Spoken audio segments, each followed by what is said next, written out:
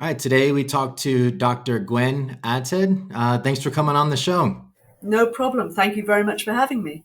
Yeah, no, it's a pleasure. I was really excited to get a chance to talk to you and explore this idea of human nature and evil and the association that we have with it. And one of the things you started off with in your audiobook is the reason for evil in the world is because people aren't able to tell their stories by Carl Jung.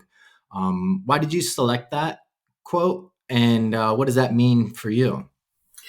Well, what it means for me is, and particularly in the context of the book, because the book is a collection of stories of people that I worked with in my job as a forensic psychiatrist and psychotherapist.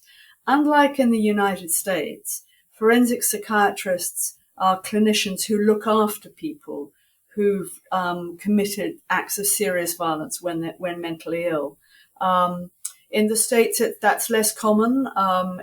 Often forensic psychiatrists just give evidence in court. And we do that too, but we also offer treatment for people who've committed acts of serious violence, typically homicide, when mentally ill.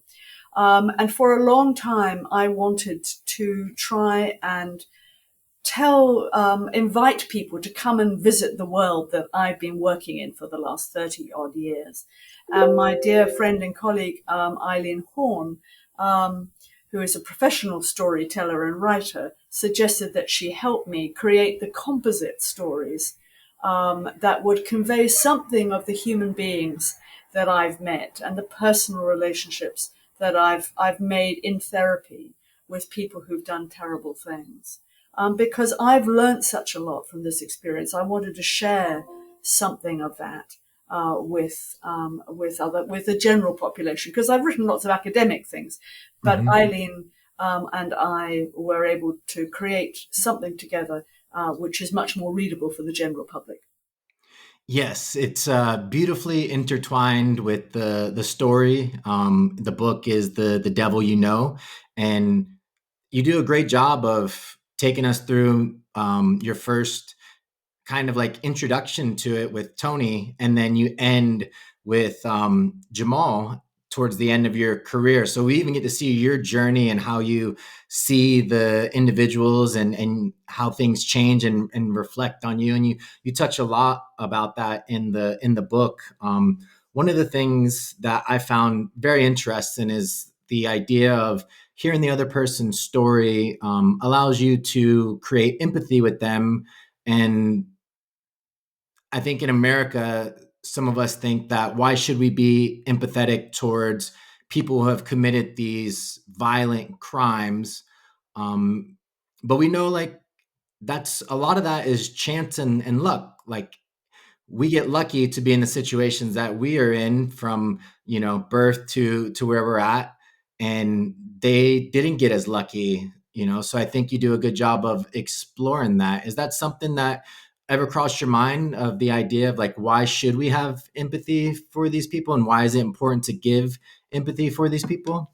Very much so. Those questions were very important to me right from the get go, I think, because I think it's very natural. At one level, I think it's very natural for people to feel fear and anger and even hatred towards people who've done something terrible, especially, of course, if they've been directly affected by it.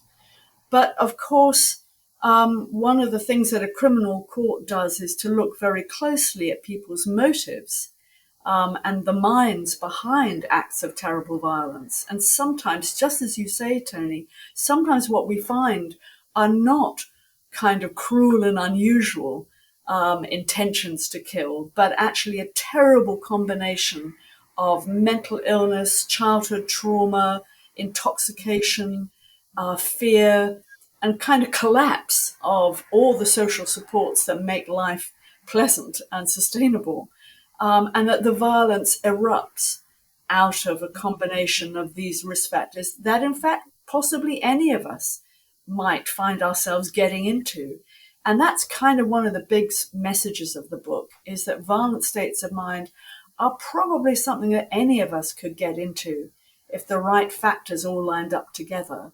And that's really important also in terms of not only perhaps not going into automatic hate mode every time you think of somebody who's done something horrible, but also raises very interesting questions about how we should rehabilitate offenders who've gone to prison after acts of violence. What should we do for these men and women in order to make them safer in the future? So has a really practical question to it as well.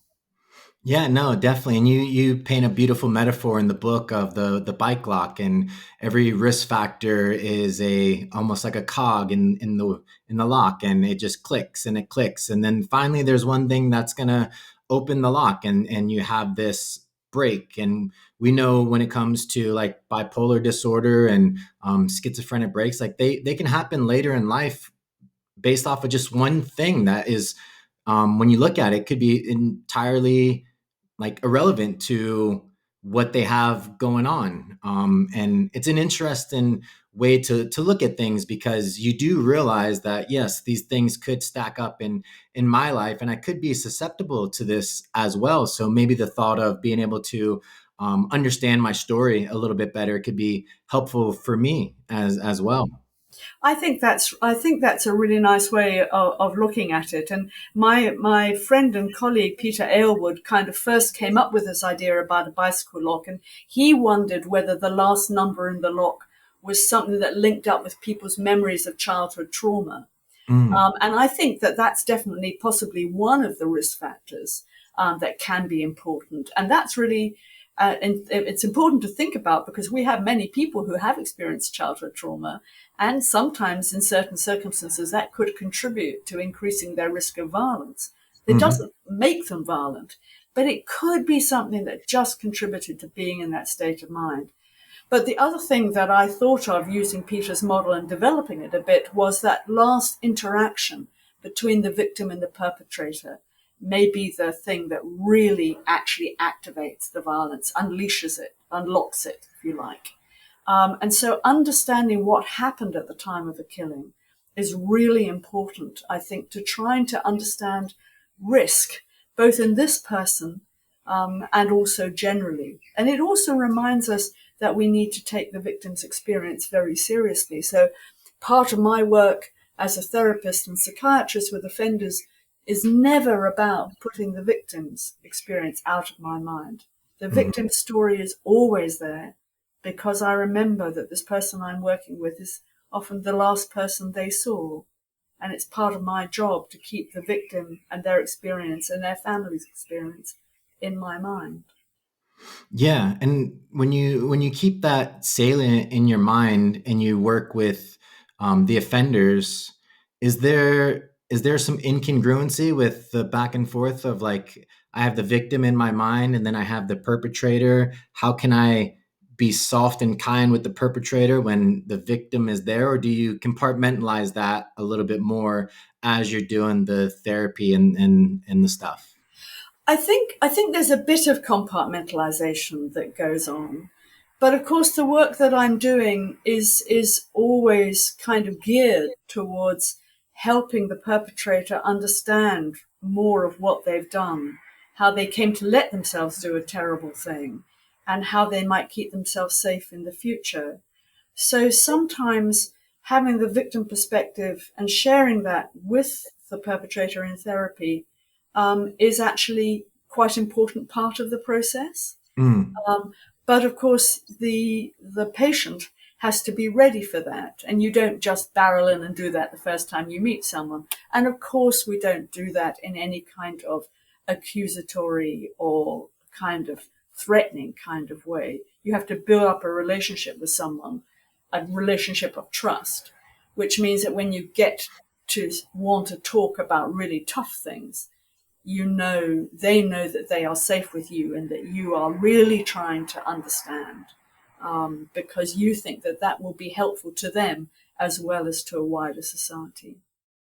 yeah, no, that makes a lot of sense. And I think the idea of building trust is something that can be valuable in any relationship. But what are the like what are the steps to do that, especially working with these offenders where They've probably been put in a system where trust is not something that comes naturally to them. I would assume that actually caring about understanding their story can start to build trust. But is there anything specifically that you look for and look to do to consolidate that trust mechanism?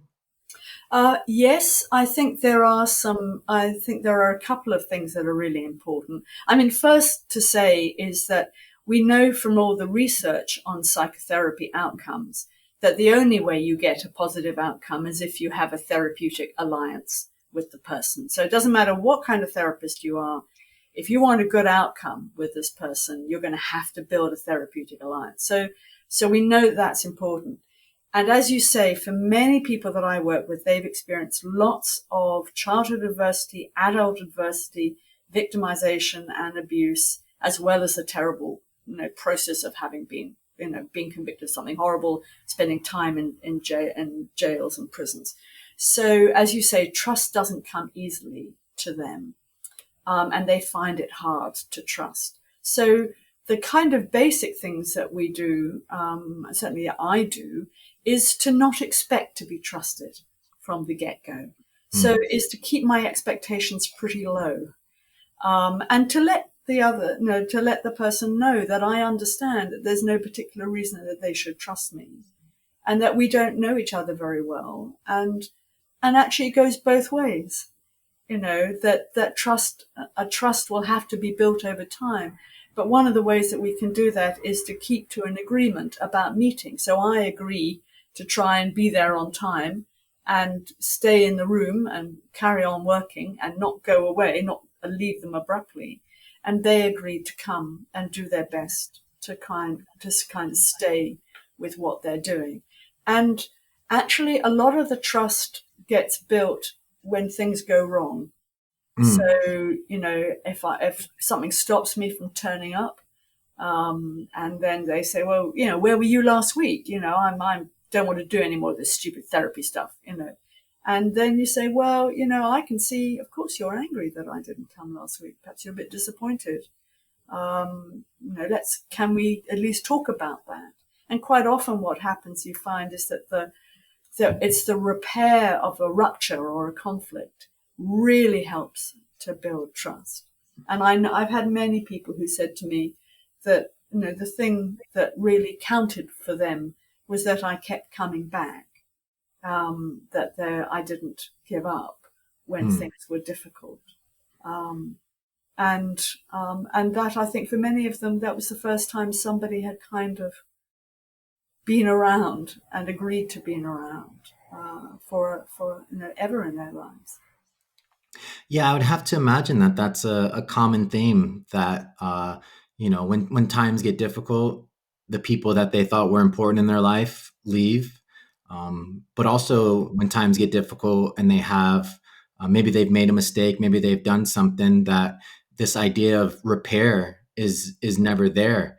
Yeah. And the fact that you're able to give that to them and show them that like repair can happen, I think it's something that's very powerful. You talked about that a little bit with Zara, who wanted that repair with her mother and she just never got it.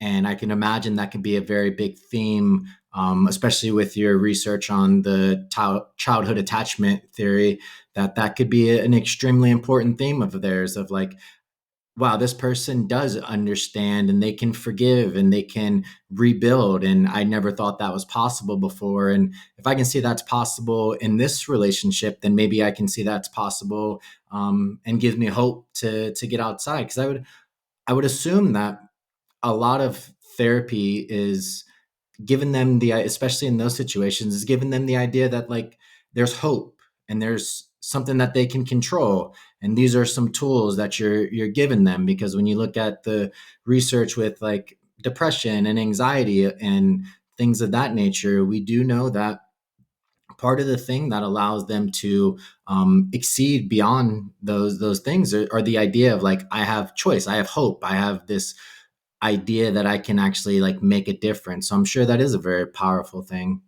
It is a very powerful thing, because if you've done something terrible, often hope is something that is really hard to hold on to, because you're aware that you're aware that you can't change the past, Mhm. and that can feel, I think, it kind of makes people feel stuck.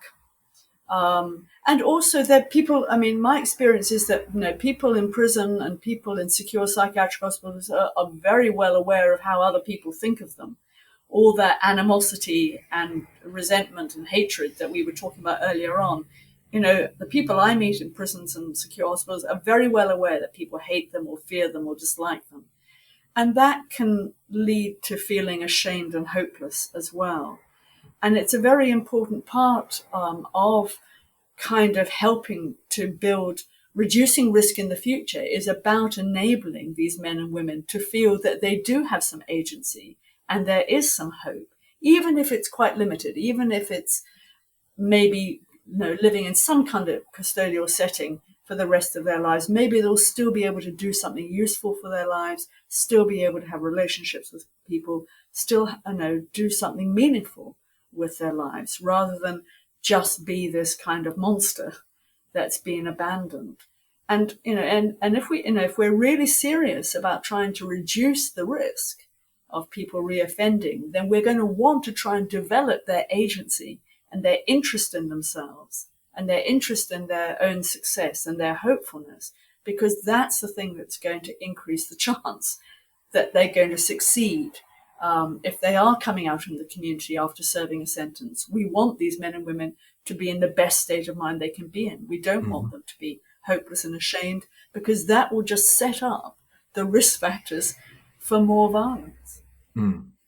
Yeah, and it's interesting to use the word awareness, because I think societally we think of these people that commit these violent crimes as sociopaths or narcissists, and it's hard to establish awareness in those type of mental disorders, especially narcissism. So the fact that you're saying that, like, hey, these people do have awareness of what other people are thinking of them, would kind of go against that societal idea of like, oh, most people who do this stuff are sociopaths and are narcissists. Is that something that you maybe thought going into it, that like most of these people were going to be that, and then you found that like, oh wow, they're like really very few of them are actually sociopaths or narcissists? Yes, that's absolutely correct, Tony. That's. I mean, when I went into this world, I thought, like everyone else, that these were people who kind of were completely different from nice people like me, and they were all kind of bad through and through, and the mental illness made them worse, and then they just did something horrible, and that was kind of all that they were. And I did have those kind of stereotypical views. I did. Um, and again, and I, just as you say, this book is really an attempt to bust some myths about violence perpetrators. Now, I don't want to mislead anybody. That it is undoubtedly the case that a proportion of violence perpetrators do meet criteria for psychopathy, as defined by Professor Robert Hare, and his work was very helpful, I think, here, because in his very first study, he studied violent offenders, and he found that a third of them would satisfy criteria for this kind of psychopathic state of mind, which is particularly risky. So that's really useful to know. And his work has been so important because it has helped us to focus on those really risky people. But of course, what he also showed was that the majority of those violent offenders were not psychopaths at Mm. all. In fact, they were sometimes people who'd never been violent before in their lives. They were sometimes people who'd been violent, but in the kind of context often of drug crime or intoxication or gang warfare, where they hadn't really had intended. The kind of killing was not something that was crucial to their motivation. And that they were also people who could have periods in their life when they were not violent.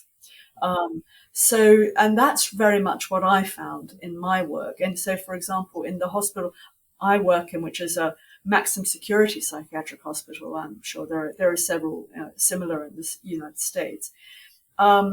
We have very few men who would meet criteria for psychopathy. Very few, very, very few. And that's partly because people who score highly on psychopathy don't want treatment. They don't think Right. have a problem. So we don't. So that's not to say they don't exist, but they don't come for treatment, and we don't know what we can do for them. But the thing about narcissism is quite complicated, because most people who are very narcissistic will never be violent to anybody.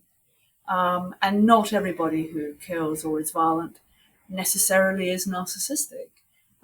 It's a very complex concept, because narcissism, the way we think about it, is we're kind of understanding that what we call grandiose narcissism is often a kind of way of dealing with inner vulnerability. Mm-hmm. Now, that doesn't necessarily make it any easier to deal with, but it doesn't, it's kind of a bit more complicated than it sounds. Sometimes when people say, oh, he's just a narcissist. Well, we're all a bit narcissistic, Right. at times. And there's a time in your life when a bit of narcissism, when you're young, a bit of narcissism may be very important for kind of getting yourself and identity started in the world. And there's some really nice data that shows that for most populations of people, levels of narcissism fall away as you get older. So it's kind of not fixed in your personality like a rock. It's actually a way of relating to the world that quite a lot of people actually give up as they get older. Yeah. And we do see some people with very pronounced narcissistic traits, and that's a problem, because they again are people who tend to think of themselves as being fine. It's other people who are the problem, and that is a hard state of mind to get into treatment. That's true. Yeah. And I would correct me if I'm wrong, but I think with narcissism as well, like we can't get a lot of research on them because they don't go to treatment. They don't think they need treatment. They're definitely not going to sign up for research studies because they're not narcissists, you know? So Yes, it's exactly. hard to develop a, Yes, exactly. No, I yeah. think that's exactly the problem. And it's a bit of a problem with psychopathy too. Mm-hmm. And a lot of studies are done on second year university students.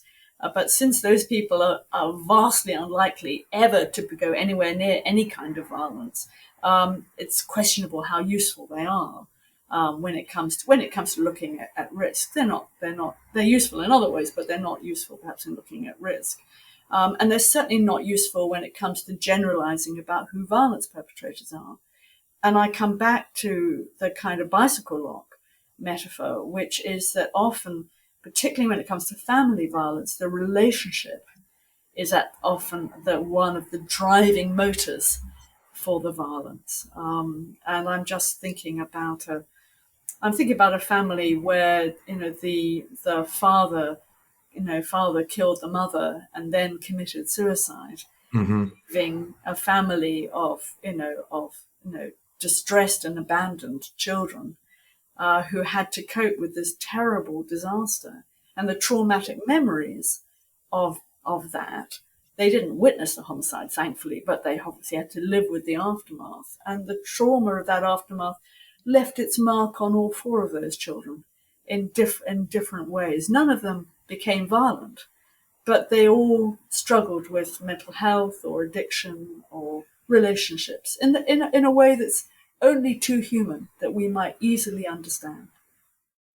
Yeah. It is always interesting that, same household, same environment, same trauma related experience can create completely different paths.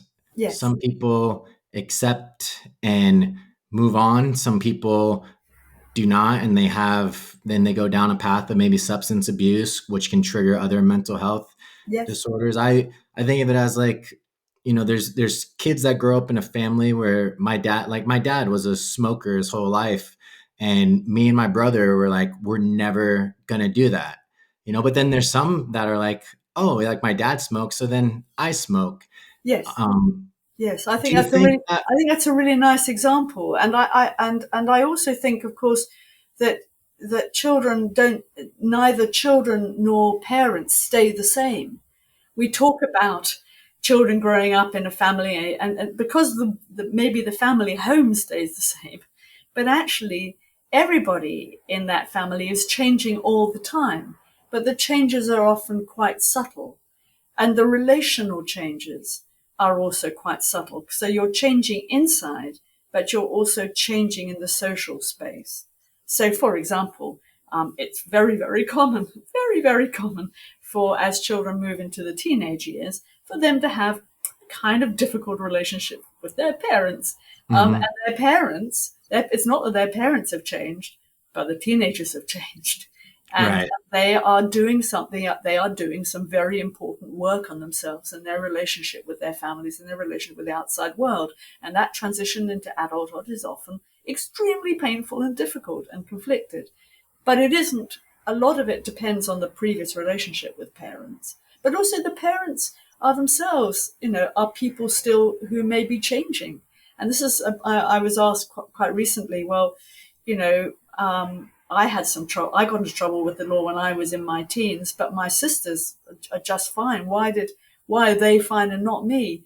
And we had the same parents, except they didn't have the same parents because actually, the fact that the parents had broken up and the girls stayed with mum and the boy stayed with dad, and that caused all sorts of problems. So it's not true.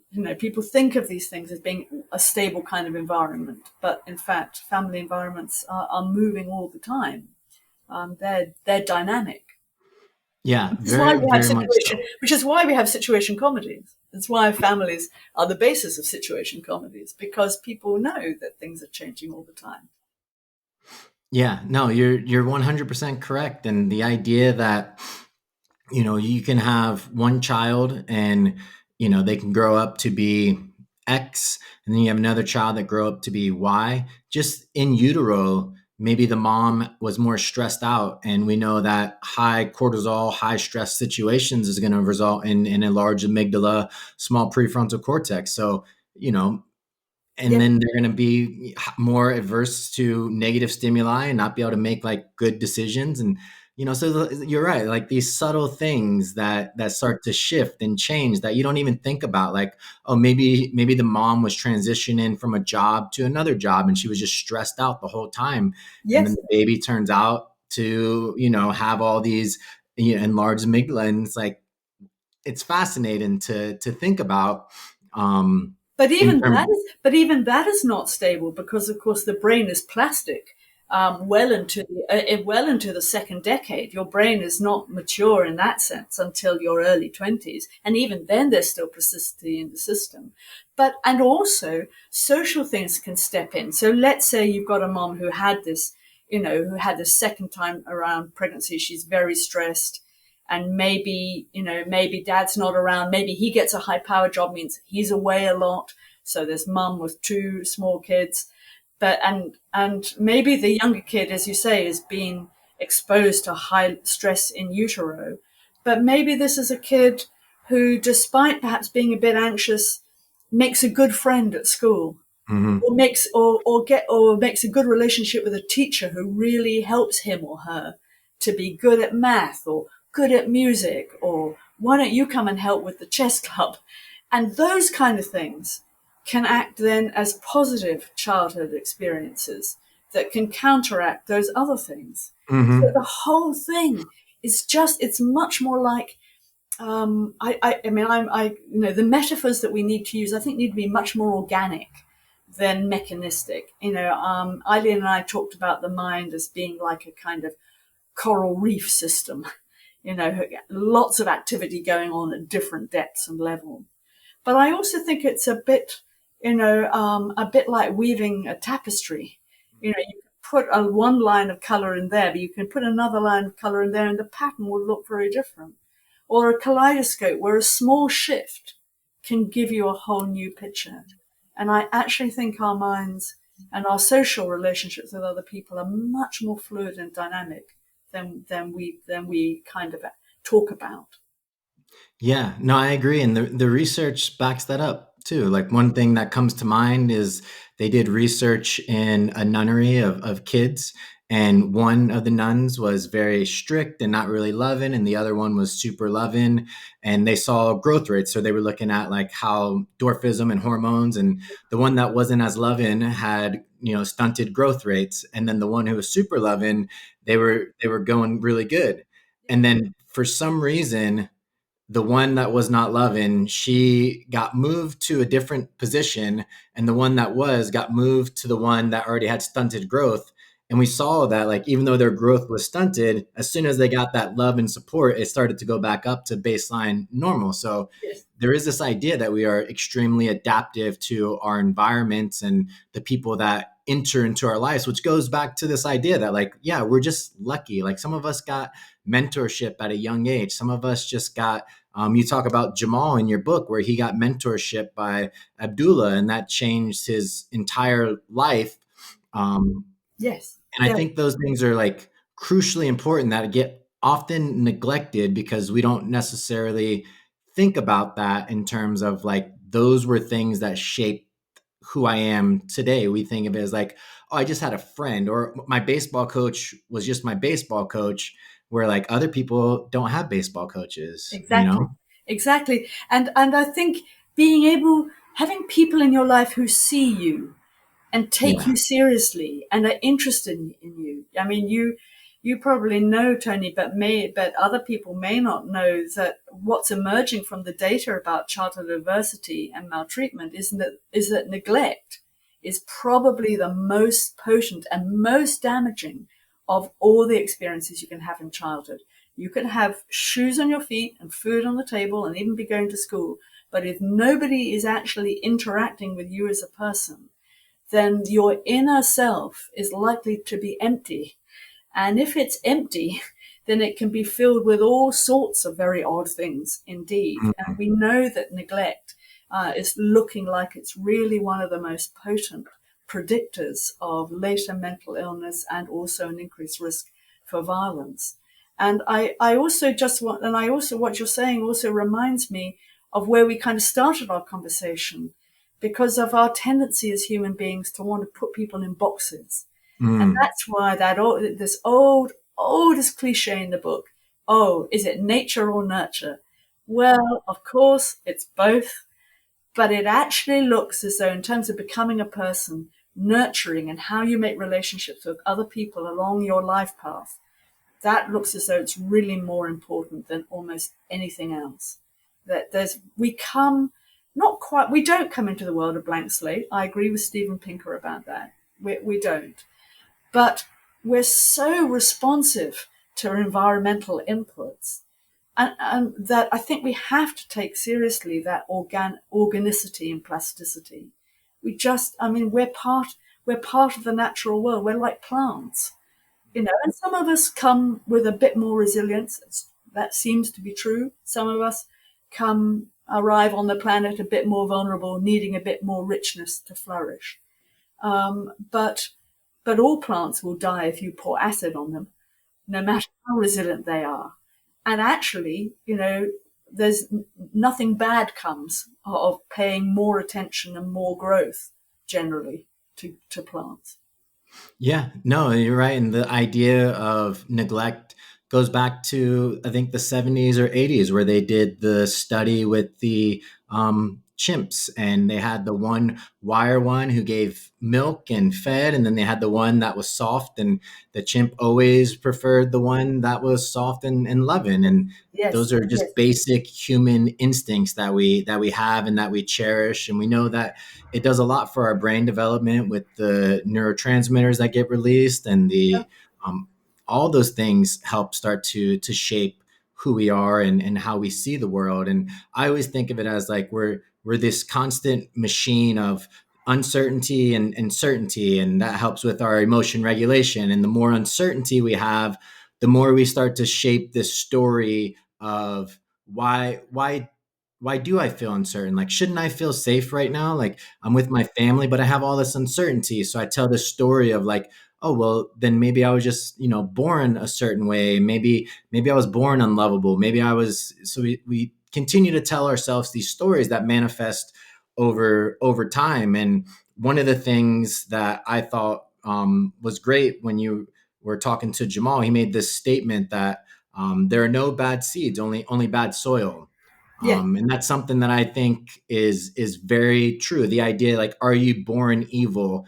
I don't think that exists. There's no evil gene, even though they try to say there's this warrior gene that could be, and there's just that's just not there. And just the paths we take in life are what determine where we end up. Like, I could imagine that um, the person that we think is one of the most evil people in the world, Hitler, who did terrible things, if he would have got into art school like he wanted to in college, would he be that same Yeah. person, right? And that could just be like one thing that Yes. changed his life. If he had not been a soldier in the trenches in the First World War, if he had not nearly been killed in a bar fight, if he had not experienced a lot of physical abuse as a child, would he have been a person who would have taken a different road politically? And I think, I'm sure you know that there are lots of debates about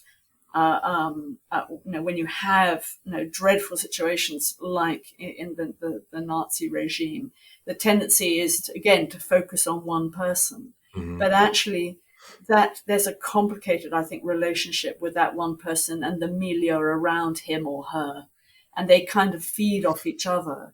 Oh And yeah. for me, the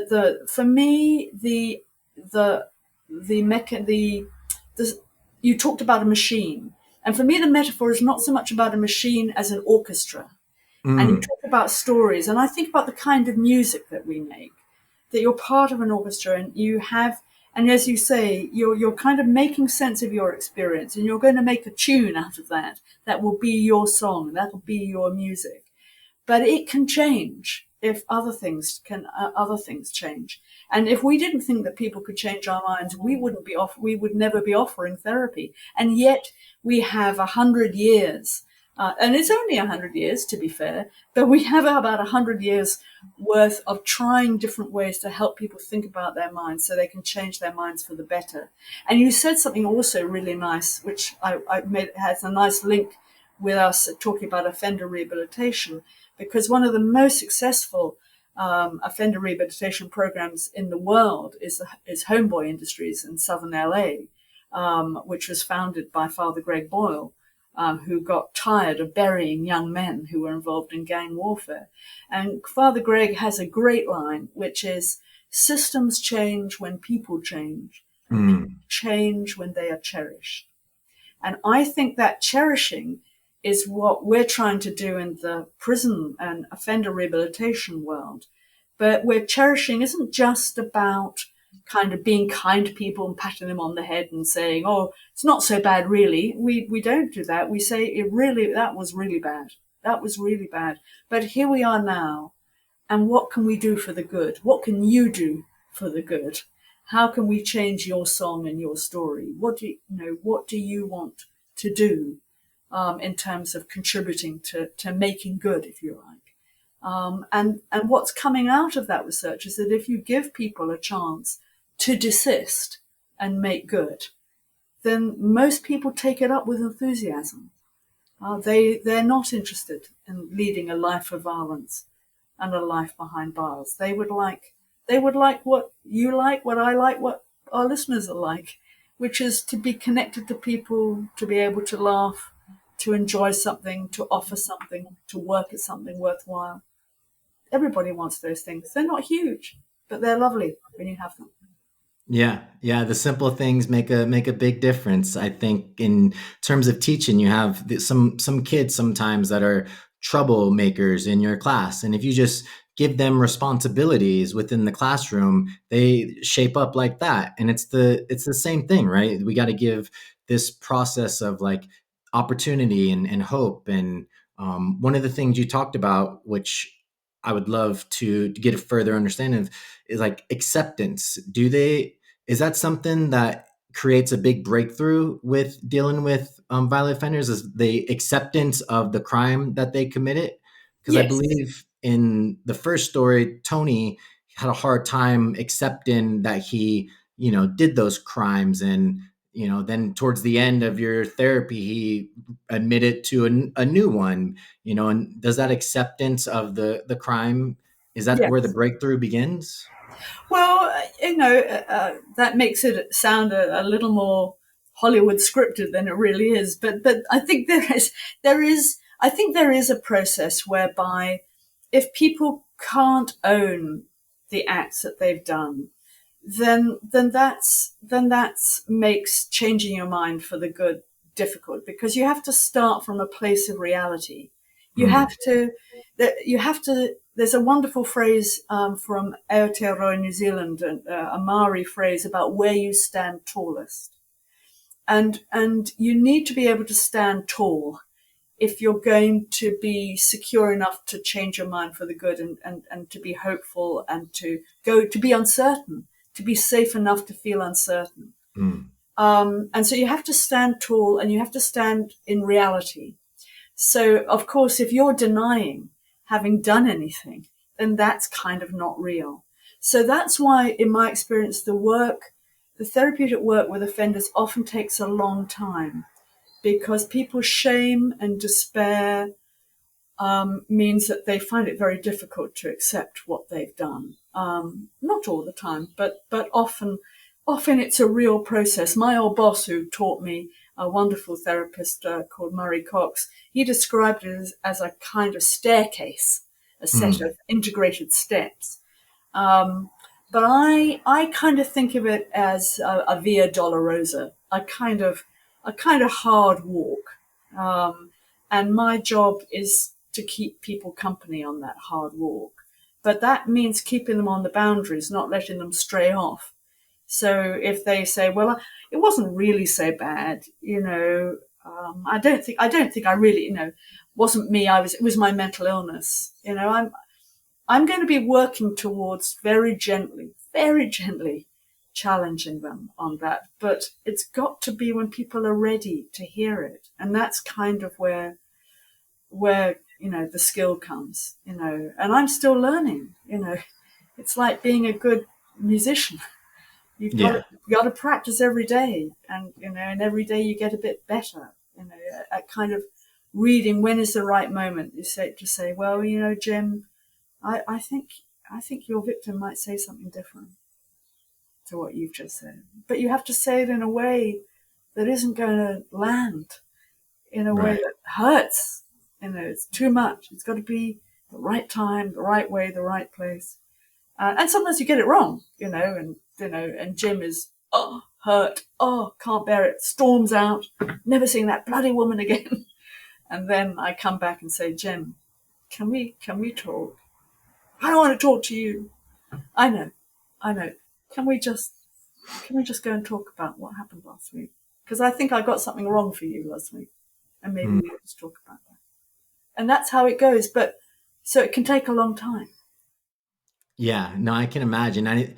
That acceptance, when reality makes is such a better word than acceptance, because I would have to imagine a theme is there's a lot of distortion of reality, in terms of how they see themselves in the world as the person. And you say a lot of times in the book where you can, they talk in the past, and when they start talking in the present tense is when, things begin to become distorted, and, Yeah. focusing on one tense or the thing that matters the most. And you do a very good job of bringing them back to that reality. One of the things in the book that I'm just fascinated by is like how perceptive and quick you are. And maybe the book maybe distorts that a little bit because it is a book, but Sure. there's this back and forth dance that you do, and sometimes you're put in these really like situations that could be damaging, and you're just so quick and responsive and paying attention, and like you're thinking about your body, you're thinking about the face, you're thinking about the words you say. Is that something that when you look back, when you first started, you're like, how did they even let me be a therapist? Because like I made so many mistakes. And then how did you develop that? Is it just Definitely. with time, or is there practice? Definitely. I know you talk about mindfulness practice as Yes. being something that helped you out a lot, but like, how do you develop that? How do you develop that? Well, I mean, I want to say straight off the bat that you are absolutely right. Of course, when you write a book about stories about the therapeutic work that you've done, you know, naturally, because you don't have because it has to be shorter than the Bible. You you can't write about all the times that it went really badly, Right. and also the times when nothing very much happens, because that's the other thing, is that often in therapy, particularly in prison or high secure hospital, there can be whole months where nothing very much happens at all. So there is a natural tendency you have to kind of compress things into the action of a chapter length. And that can certainly make me look much more articulate and smart than I really am. But I also like to think that I perhaps have got smarter as being a therapist over the years. I think I do look back and think, holy moly, I didn't know anything, and I thought I did. Right. But I think two things made a difference to me. Yes, certainly the mindfulness practice was very important, and I came to mindfulness practices for two reasons. One, because a lot of our guys suffered from depression. Naturally, they were in long-term detention. They'd done something horrible. The future wasn't uncertain. So we had high levels of depression in our patients, and we were worried about that. And as you probably know, mindfulness-based cognitive therapy is one of the few interventions that has been shown to be quite effective with treatment-resistant depression, or people who've got, it can slow down the rate of relapse. So I thought that sounded good. But also, I was such a person. I developed depression. I'd probably had depression in my teens, on and off, in a kind of not very interesting way, but it kind of gained a bit of heft after I had my children, and so I became interested in depression and the treatment of depression, and so I began to wonder whether, if I studied mindfulness practices, whether I might not also be someone who would benefit from better affect regulation, and also a kind of an enhanced awareness about myself and other people in the situations that I was in. So that's why the mindfulness training made a huge difference. Not only did it did help me with my depression, but it also did make me much more thoughtful about minds being dynamic, about thoughts as events. I think that is such an important way of seeing mental activity, rather than thinking about the mind as a kind of computer with a lot of files that you stack up. I think that's one thing. So the mindfulness is kind of much more organic, I think. But the other thing that really, really made a difference was when I studied the adult attachment interview, because that is a linguistic analytic interview. So you analyze not just what people are saying, but how they are talking. That made me much more thoughtful. Oh, much more thoughtful about certainly how I was talking, Right. but also about the people when I was working with. So you mentioned about the tenses. So shifting into past or present, we know that tense shifting is often a sign that there's emotional activity going on in people's minds. So being alert to those tense shifts, being alert to changes of word, I, me, them, how a narrative is constructed. Somebody comes in and the story is all about them, and this person hardly ever mentions themselves, all about them. And if you take that story just at face value as a therapist, you and the patient will be talking about them for the next year or so. Whereas you, as a therapist, really want to say, well, you've talked a lot about them and they sound dreadful, but I'm kind of wondering where you are in all this. what about you? Who are you? And what made you come to see me today? We can't really do anything about them because they're out there, or they're all in the past. But what about you? What about you? And I think that both the mindfulness and the attention to language, I think, have made me a much better therapist. And but it is, I think, like anything really, it is something that you generally get better with at practice. But also, I think being open to the possibility that there are new things to learn. Because I mean, the world of therapy has changed dramatically since I first started. There was kind of CBT and there was psychoanalysis, and that was about it. And now, Hmm. 30 years on, there are probably 20 therapies, all with three-letter acronyms. Can't go into them all, but they're all good. They all got something. They're probably all dealing with some different parts of the mind, and that's cool. That's just as it should be. The mind is so complicated. We're going to be working on what kind of therapy works best for the right person at this particular time. That question is going to take a long time to figure out. And so I feel very blessed to be living and working in a time when therapies and ways of changing people's mind for the better have been the study of many good, really good quality research. Yeah, no, definitely. Yeah, the stuff that they're coming out with, the research that's going on, it's definitely a blessing to learn that stuff and have the capabilities of learning as much as possible. With working with the people that you worked with within the book and throughout your entire career, it sounded like um, they all wanted to tell their story and they left hints like here and there, and you're very perceptive, like you caught on to words and you saved them for later. And have you found that to be true? Like, does everyone that go to therapy want to tell their story, and it's just your job to listen for those key words? Yes, I do. I do think so. I've been very influenced by the narrative turn in psychological therapies and the various people who've written about narrative therapies.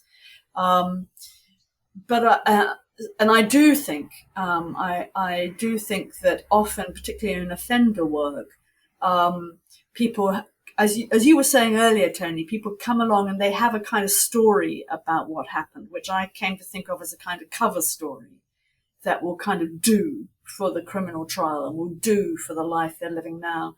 But but at some point, the cover story doesn't work anymore. Often, Hmm. they need to come into therapy and tell their story in different ways. And often they find themselves, it's not that the cover story is not true, but it's kind of thin.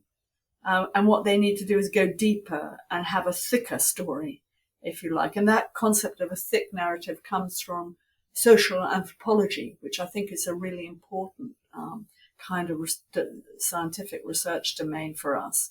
The idea, we are people and how we tell stories to each other and develop as people. And that idea of a thick narrative as opposed to a thin one, I suspect is common to all of the therapies, that actually people often do want to come and tell a story, and they tend to leave therapy with a kind of thicker narrative than when they arrived. But the other thing about picking up on words, and particularly people's metaphors, because metaphors are a way that human beings convey emotion Hmm. and things of importance to each other.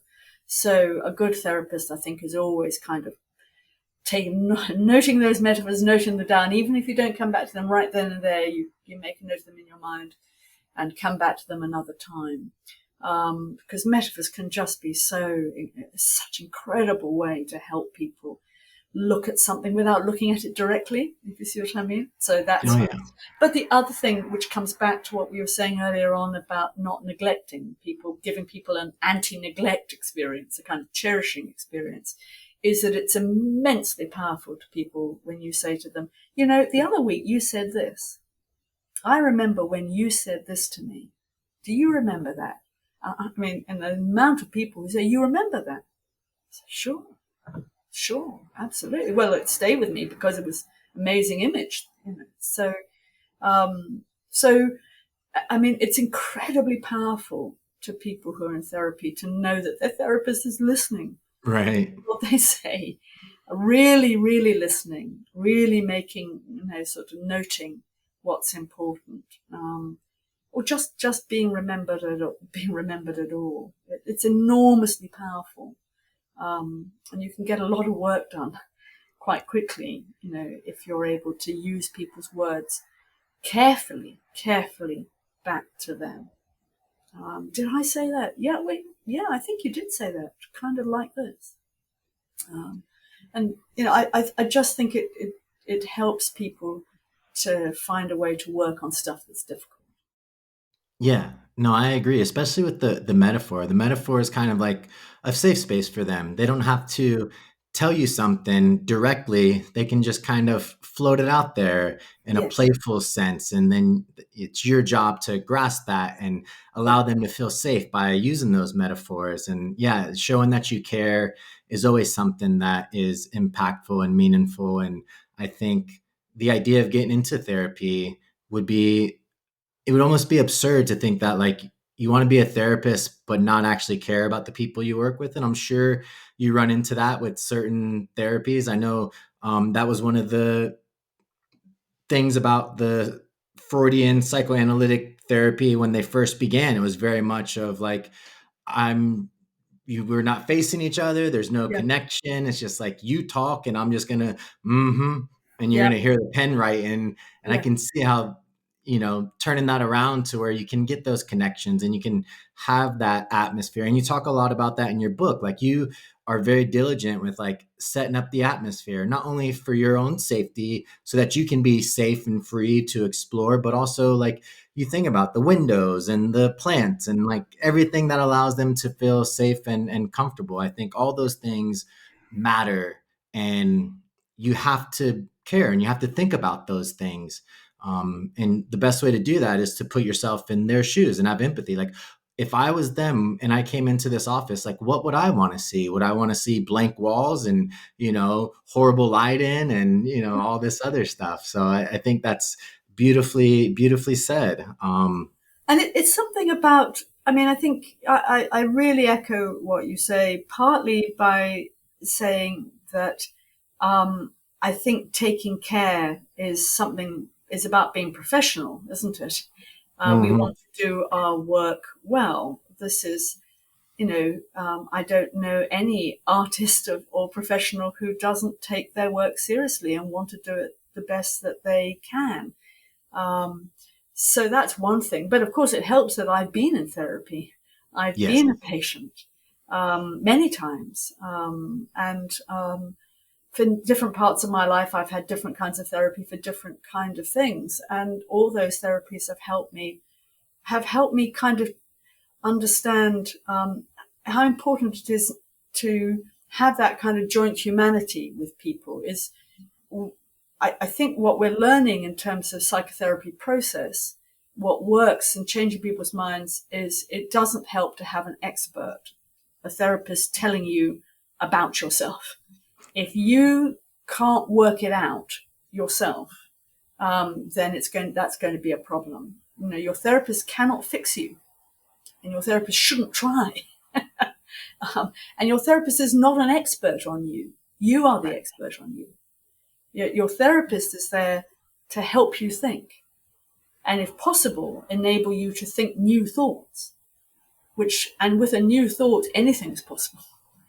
Uh, Once you have a new thought, you can never go back to how you were before you had the new thought. Right. And that's how minds change. And once you've had a new thought, hey, maybe maybe I really was ill, and I didn't, and I made a terrible mistake when I killed that man. Maybe I really was ill.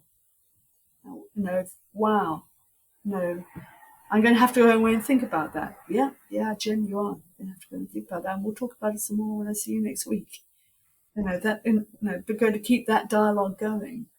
On Yeah, no, something really I important. agree. I think that's also why psychedelic research has been so powerful is because it does help you shape that story in an environment that is surrounded by like oneness and love, and it has a lot of plasticity that goes on as well, which could be a negative if you're in the wrong environment, but it's very much something that we've seen with the research where it's like it's having very major impacts in a very short amount of time. And I think it is because that story that you tell can be so drastically shaped in one session.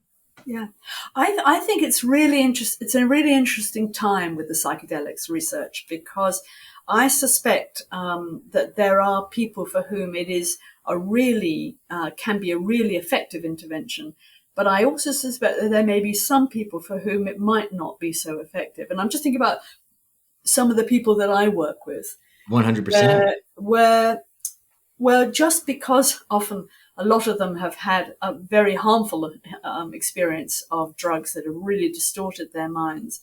And the idea, and often they've had developed severe sort of psychotic illnesses. And I would be a little bit wary about such men being given psychedelics. Yeah, I would just be a bit wary. I think the other thing that you know the and when you've been around when working in this field as long as I have, we see therapies that a little bit that come and go, and it's not that I don't think psychedelics won't persist. It's just the follow up data is quite short still, and Yes. I think we do need to wait a little bit. I'm just thinking particularly about the use of psychedelics in the treatment of PTSD, Right. which is looking really interesting. I completely get that. But the follow up data is quite short, and I think we just need to. So we just need to hold, kind of keep trying things out, but Right. just not get because yeah, not just remind ourselves that people's minds are complicated, Yes. um, and um, and things might change again, Right. particularly in younger people. That's the other interesting thing.